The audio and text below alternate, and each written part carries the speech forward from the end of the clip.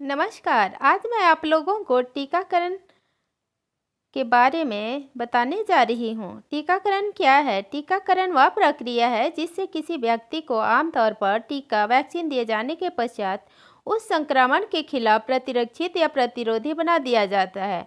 टीका उस संक्रमण या बीमारी के खिलाफ व्यक्ति की प्रतिरक्षा प्रणाली को बेहतर करती है एवं व्यक्ति को सुरक्षा प्रदान करती है।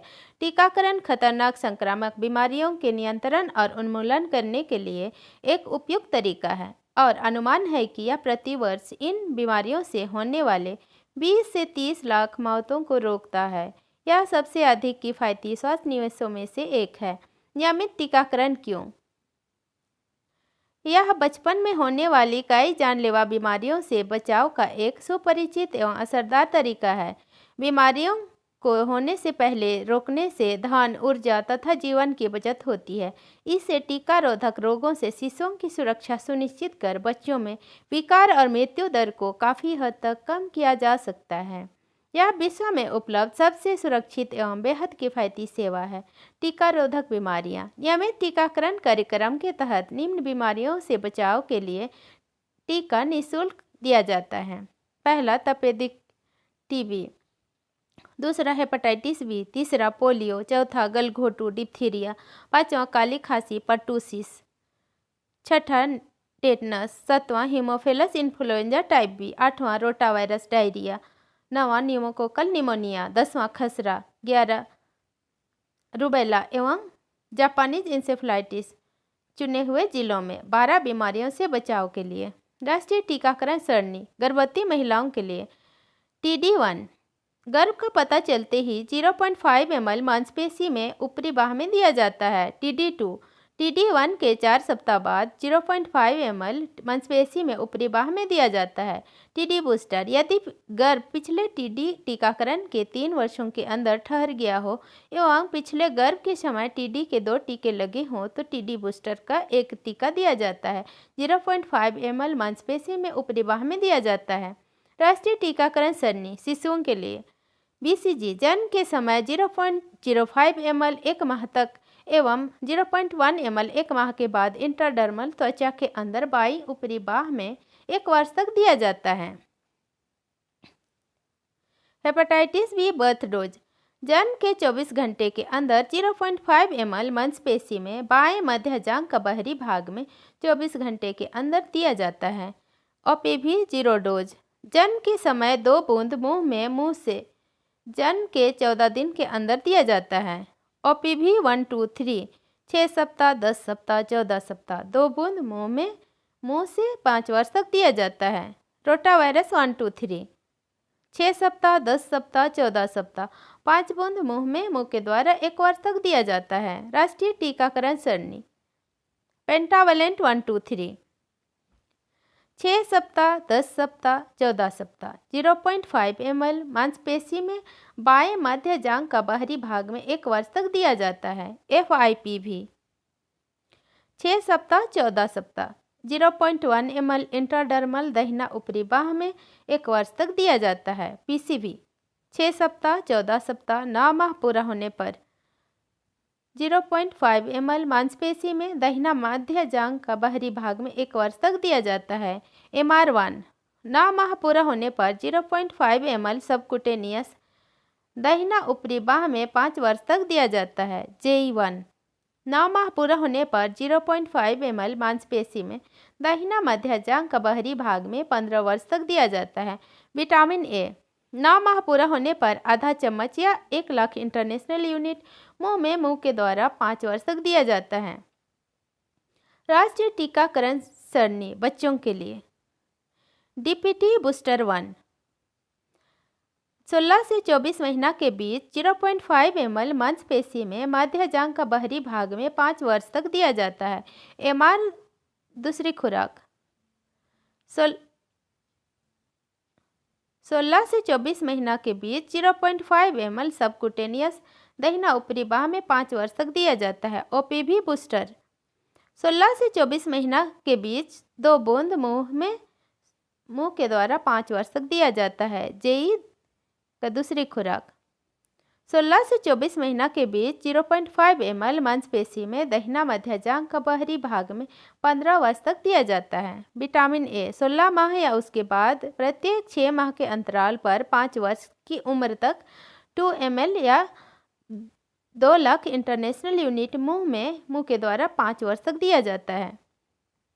डीपीटी बूस्टर 2 5 से 6 वर्ष के बीच 0.5 ml मांसपेशी में ऊपरी बाह में या जांघ के मध्य बाहरी भाग में 5 वर्ष तक दिया जाता है। टीडी 10 वर्ष एवं 16 वर्ष में 0.5 ml मांसपेशी में ऊपरी बाह में 10 एवं 14 वर्ष तक 16 वर्ष तक दिया जाता है।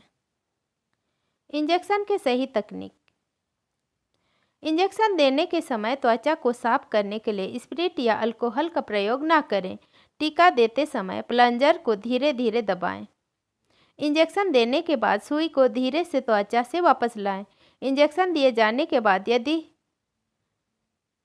खुराक बहता है तो साफ रुई से उस जगह को धीरे से साफ करें।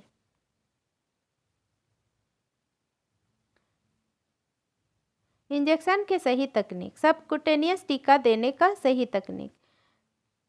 मांसपेशी में टीका देने का सही तकनीक। सत्र समाप्ति के पश्चात शेष बचे बंद एवं खुले वायलों को सुरक्षित पीएचसी को वापस कर दें। ध्यान रखें कि सत्र का वैक्सीन कैरियर से मात्र एक ही आइस पैक को टीका रखने हेतु बाहर निकालें। अलग अलग समय पर अलग अलग आइस पैक ना निकालें। पूर्ण एवं संपूर्ण टीकाकरण। पूर्ण टीकाकरण प्राप्त शिशु वह होता है जिससे 1 वर्ष की आयु होने तक पीसीजी की 1 खुराक, पेंटावायलेंट का 3 खुराक, ओपीवी का 3 खुराक, एपआईपीवी की 2 खुराक, पीसीवी का 3 खुराक, रोटावायरस 3 खुराक, एमआर एवं जेई का पहला टीका दिया जा चुका हो। संपूर्ण टीकाकरण।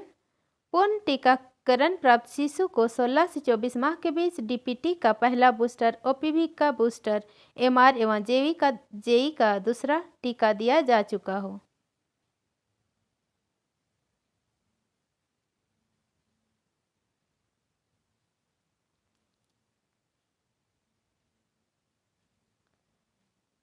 टीकाकरण सत्र आयोजन से पहले की तैयारी। टीकाकरण सत्र के लिए आवश्यक सामग्री। साफ पानी का साधन, हाथ धोने के लिए साबुन, अनुकूलित आइस पैक के साथ वैक्सीन कैरियर, वैक्सीन एवं diluent, AD syringe, disposable syringe, hub cutter, लाल एवं काली थैलियाँ, रुई के फब्बे, पैरासीटामोल की गोलियाँ, हाथ धोने के लिए साबुन, इंजेक्शन वायल खोलने के लिए ब्लेड, एमसीपी कार्ड, टीकाकरण रजिस्टर, आरसीएच रजिस्टर, सत्र के से संबंधित काउंटरफॉयल, टीकाकरण टेली सीट, मेज, स्टूल व कुर्सियाँ, बीपी उपकरण, वजन मशीन, बड़ों एवं बच्चों के लिए आयरन की गोली, जिंक, ओआरएस, परिवार नियोजन के साधन। अभिभावकों के साथ संवाद। टीकाकरण के लिए आए हुए सभी लाभार्थियों के साथ मधुर व्यवहार करें। टीकाकरण के लिए इंतजार करने हेतु उन्हें धन्यवाद करें। टीकाकरण से हुए किसी भी परेशानी के संबंध में जानकारी प्राप्त करें एवं उसे दूर करें। टीकाकरण कार्ड की मांग कर उसमें दिए गए टीकों एवं आज दिए जाने वाले टीके के बारे में बताएं। यह सुनिश्चित करें कि अभिभावक ने आपकी बात को समझ लिया है। यदि नहीं तो उन्हें दोबारा बताएं। लाभार्थी का टीकाकरण करने के पश्चात अगले टीके के लिए पुनः अन्य को प्रेरित करें। टीकाकरण के पश्चात 4 मुख्य संदेशों को बताएं। कौन सा टीका दिया गया और वह किस बीमारी से बचाता है। दूसरा, अगले टीकाकरण के लिए कब और कहां आना है। तीसरा, मामूली साइड इफ़ेक्ट्स क्या है और उनके लिए क्या करें। चौथा, टीकाकरण कार्ड को सुरक्षित रखना और अगले टीकाकरण पर लाना है। जीरो डोज बच्चों किसको कहता है। Who are zero dose childrens. Zero dose बच्चे वे हैं जिन्हें कोई नियमित टीका नहीं मिला है। परिचालन उद्देश्यों के लिए 0 खुराक वाले बच्चों को डिप्थीरिया, टेटनस, पर्टुसिस युक्त वैक्सीन की पहली खुराक से वंचित बच्चों के लिए परिभाषित किया गया है। वे बच्चों टीके से बचाव योग्य रोगों के प्रति अत्यधिक संवेदनशील हैं। अपने ब्लॉक में इन बच्चों की पहचान करें और टीकाकरण के लिए उन्हें प्राथमिकता दें। Vaccinating zero dose children of 1 year age. First dose follow DPT1, DPT2 and 3 and 4 weeks interval, 6 months between third and booster doses. OPV1, OPV2 and 3 8 weeks interval. MR1, 4 weeks between MR1 and 2 and second dose 16 to 24 month. J1, third month between J1 and second dose 16 to 24 month. Do not give BCG, PCV, Rota, Penta. राष्ट्रीय टीकाकरण सरणी और प्राय पूछे जाने वाले प्रश्न FAQ। सामान्य प्रश्न, टीकों को हमेशा शरीर के एक खास स्थान पर ही क्यों दिया जाता है? टीकों को हमेशा शरीर के एक खास स्थान पर ही लगाया जाता है ताकि एक समानता बनी रहे और आपको या किसी अन्य को यह जांचने में मदद मिल सके कि टीका दिया गया है या नहीं। जैसे कि BCG का टीका हमेशा बाईं ऊपरी बाह में लगाया जाता है। अधिकांश टीकों की 2 डोजों के बीच कम से कम 4 सप्ताह का अंतर क्यों होना चाहिए? टीकों की 2 डोजों के बीच कम से कम 4 सप्ताह का अंतर होना चाहिए क्योंकि डोजों के बीच अंतराल को कम करने से हो सकता है कि उतने समय में सुरक्षा प्रदान करने वाली जरूरी रोग प्रतिरोधी एंटीबॉडी का उत्पन्न ना हो सके। विटामिन ए के किसी बोतल को एक बार खोले जाने के बाद कितने समय तक के लिए उपयोग किया जा सकता है? एक बार खोले जाने के बाद विटामिन ए की बोतल का उपयोग 8 सप्ताह के अंदर ही किया जाना चाहिए। बोतल पर खोलने की तारीख लिखें। यह महत्वपूर्ण है कि खोलने की तारीख स्पष्ट रूप से बोतल पर लिखी गई हो। इसे सीधे धूप से दूर रखा जाना चाहिए। डायरिया, दस्त के इलाज में ORS के साथ जिंक की कितनी डोज दी जाती है? 2 से 6 माह के शिशुओं को जिंक की 10 मिलीग्राम की घुलने वाली गोली मां के दूध में 14 दिनों के लिए दी जाती है। टीका वैक्सीन सरणी संबंधित प्रश्न, अगर किसी बच्चे को अगली डोज के लिए देर से लाया जाता है तो फिर से टीके की पहली डोज से शुरू करनी चाहिए? नहीं, फिर से शेड्यूल शुरू न करें, वहीं से शुरू करें जहां शेड्यूल छोड़ा गया था। उदाहरण के लिए यदि किसी 5 माह के बच्चे को BCG पेंटा 1 और OPV1 दिया जाता है और वह 11 महीने की उम्र में वापस आता है तो बच्चे को पेंटा 2, OPV2, खसरा, रोटावायरस टीका जहां लागू हो और JE जहां लागू हो के टीके लगाएं। यदि कोई बच्चा जिसे कभी टीका नहीं दिया गया है 9 माह पूरे होने पर लेकिन 12 महीने की उम्र होने से पहले लाया गया है तो क्या सभी देय टीके उसी दिन बच्चे को दिए जा सकते हैं? हाँ, सभी देय टीके उसी सत्र के दौरान दिए जा सकते हैं, लेकिन हर टीके के लिए अलग एडी सिरिंज का उपयोग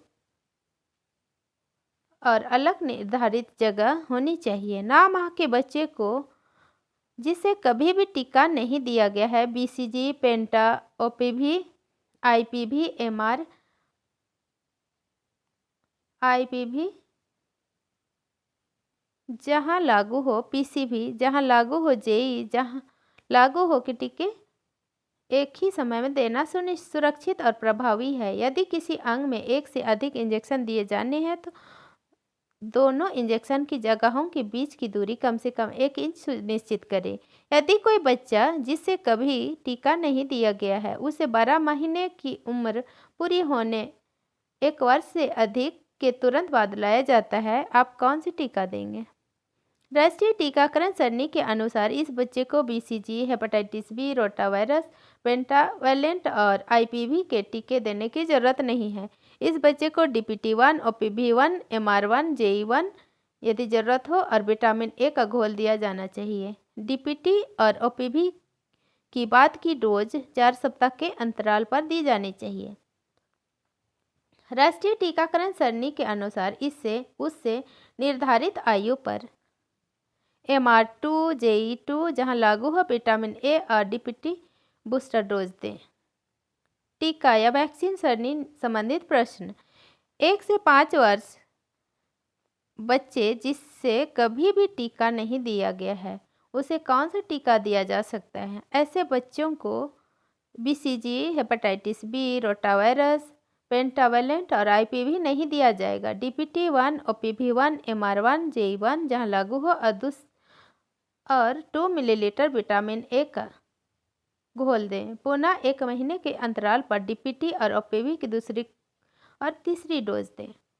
1 महीने शेड्यूल के अनुसार MR2 दें। OPV3 या DPT3 के बाद कम से कम 6 महीने में OPV या DPT की बूस्टर डोज दें। 5 साल की उम्र तक 6 महीने के अंतराल पर भी विटामिन ए दें। 5 से 7 वर्ष की आयु के बच्चे को जिसे कभी टीका नहीं दिया गया है कौन सा टीका दिया जा सकता है? ऐसे बच्चे को 1 महीने के अंतराल पर DPT1, 2 और 3 दें। 7 साल की उम्र तक DPT3 की डोज देने के बाद कम से कम 6 महीने के बाद DPT की बूस्टर डोज दें।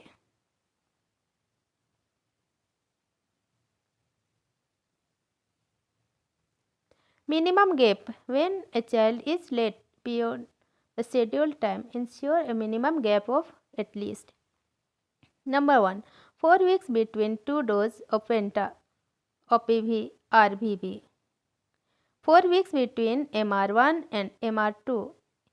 If the child reaches beyond 16 months and has not received the first dose. 2 months between second dose of PCV and FIPV. 3 months between JE1 and 2 if the child reached after 16 months and have not received first dose. 6 months between Penta and DPT3 and DPT booster.